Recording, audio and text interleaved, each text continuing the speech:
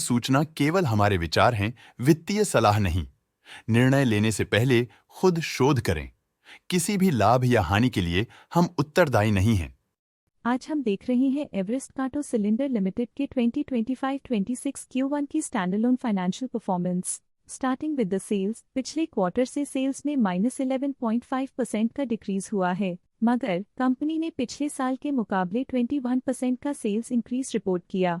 Expenses -19.5% quarter on quarter decrease हो गए हैं, जो साल भर के 10.5% के राइज के साथ अलाइन करता है। एक्सपेंसेस में डिक्रीज अच्छा है, लेकिन सेल्स में डिक्रीज निराशा की बात है। ऑपरेटिंग प्रॉफिट, जो पिछले साल के कंपैरिजन में 122% अप हुआ है, quarter on quarter around 72% increase हुआ है। Operating profit margin (OPM) annual basis पे 8% से इंक्रीज हुआ है और पिछले क्वार्टर के कंपैरिजन में 8% से इंक्रीज हुआ है। एक्सेप्शनल आइटम्स को ऐड करके अदर इनकम पिछले क्वार्टर के कंपैरिजन में लगभग 2 गुना बढ़ गई, बावजूद इसकी ईयरली ग्रोथ 12% हुई है। इंटरेस्ट एक्सपेंसेस पिछले क्वार्टर से -19% डाउन हुआ, लेकिन ईयर ओवर ईयर इंक्रीज लगभग 3 गुना हुआ है। डिप्रिशिएशन कॉस्ट्स में क्वार्टरली -4% का डिक्लाइन देखने को मिला और ईयरली बेसिस पे -2% का डिक्रीज देखा गया। प्रॉफिट बिफोर टैक्स एनुअली 132.5% बढ़ा, लेकिन प्रीसीडिंग क्वार्टर से लगभग 2.5 गुना बढ़ा है। इस साल कंपनी ने 25% टैक्स पे किया और क्वार्टरली कंपनी ने 28.5% टैक्स पे किया है। नेट प्रॉफिट ने ईयर ऑन ईयर 123% का इंक्रीज दिखाया, लेकिन लास्ट क्वार्टर से लगभग 4 गुना का इंक्रीज हुआ है। इस क्वार्टर में कंपनी का परफॉर्मेंस काफी अच्छा रहा। वहीं अगर एनुअल एनालिसिस की बात करें तो इस साल कंपनी का परफॉर्मेंस काफी अच्छा था। अर्निंग्स पर शेयर (EPS) में साल भर में अप्रॉक्स 2 गुना का इजाफा देखा गया, जो कंपनी की बेहतर परफॉर्मेंस को दिखाता है। साथ ही क्वार्टरली में EPS की अप्रॉक्स 5 गुना की बढ़ोतरी हुई, जो कंपनी की असाधारण परफॉर्मेंस को दिखाता है। इस क्वार्टर में कंपनी का EPS काफी अच्छा रहा।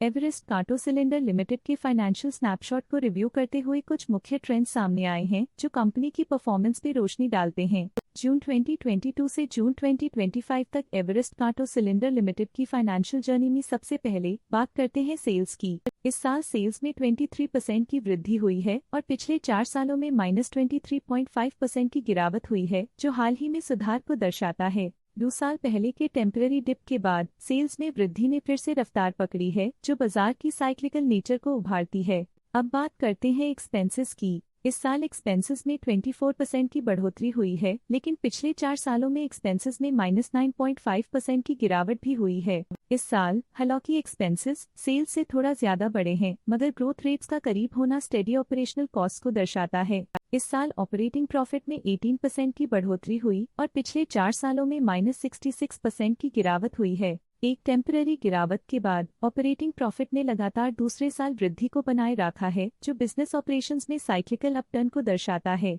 इस साल नेट प्रॉफिट में 21% की वृद्धि के साथ पिछले 4 सालों में -68% की गिरावट हुई है। एक अस्थायी गिरावट के बाद लगातार दूसरे साल नेट प्रॉफिट में वृद्धि हुई है, जो फाइनेंशियल लैंडस्केप में साइक्लिकल रिकवरी को दर्शाता है। इस साल EPS में 11% की वृद्धि हुई, हालांकि पिछले 4 सालों में -70.5% की गिरावट देखी गई है। एक अस्थायी सेटबैक के बाद EPS ने लगातार दूसरे साल अपनी अपवर्ड ट्रैजेक्टरी को जारी रखा है, जो कंपनी की वॉलेटाइल मार्केट्स में अडेप्टेबिलिटी को दर्शाता है। चलिए अब बात करते हैं शेयर होल्डिंग पैटर्न की। एवरेस्ट कांटो सिलेंडर की शेयर होल्डिंग रिपोर्ट्स कुछ इस प्रकार की हैं, जो अननोन 2025 के तक चलता है। ये रिपोर्ट कंपनी के शेयर्स की डिटेल्ड जानकारी देता है, जिसमें promoters, promoter groups, foreign investors, public investors और सरकारी एंटिटीज शामिल हैं।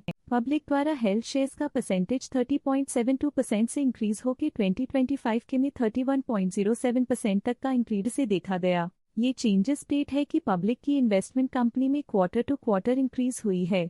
जब कंपनी के शेयर्स का अधिकतम हिस्सा प्रमोटर्स, FII, DII या गवर्नमेंट के पास होता है, तब ये माना जाता है कि कंपनी मजबूत हाथों में है, जो स्थिरता और मजबूत समर्थन को दर्शाता है और इस मार्केट की स्थिरता बनी रहती है।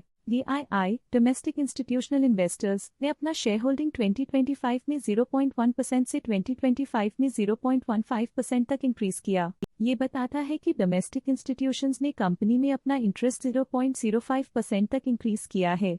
फॉरेन इंस्टीट्यूशनल इन्वेस्टर्स की शेयर होल्डिंग में थोड़ा डिक्रीज आया 2025 के से 2025 के में। जो दिखाता है कि फॉरेन इंस्टीट्यूशंस ने अपने स्टेक को क्वार्टर टू क्वार्टर -0.4 से डिक्रीज किया है, जिसे पता चलता है कि उन्होंने अपनी इन्वेस्टमेंट्स को पुल बैक किया है। ये था कंपनी का करंट शेयर होल्डिंग पैटर्न। आज के लिए फाइनेंशियल सेक्टर में इतना ही।